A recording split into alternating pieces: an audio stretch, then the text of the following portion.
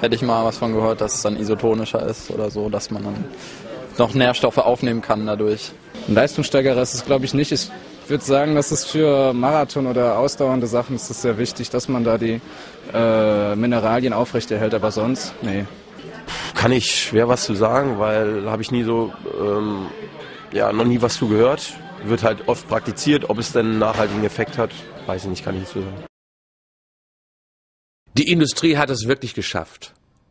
Sie stellt uns das Wasser und insbesondere das Mineralwasser als eines der wichtigsten Lebensmittel dar. Und wenn ich mir so die Schlangen immer an den Kassen ansehe, wie viel Mineralwasser jedes Wochenende nach Hause geschleppt wird, dann muss man sich wirklich sagen, Hut ab, die Industrie ist wirklich im Marketing ganz erfolgreich. Und jetzt gibt es ja auch noch Wasser, die sich ganz spezifisch an die Bedürfnisse von Sportlern wendet.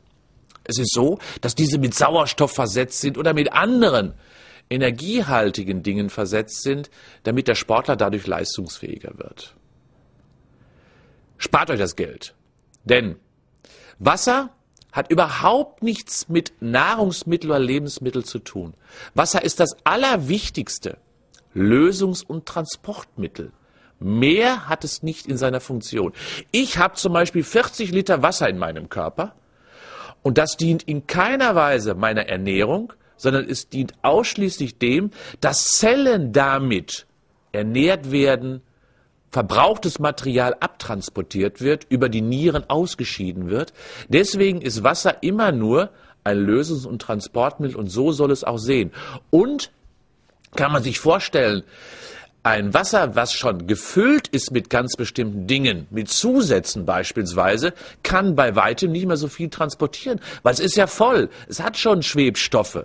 Und das bedeutet letztendlich, dass je leerer ein Wasser ist, je weniger Inhalt es hat, umso eher kann es seine Funktion erfüllen. Normales Quellwasser ist ganz ideal beispielsweise, weil es kaum Zusätze erhält. So haben es unsere Vorfahren auch getrunken.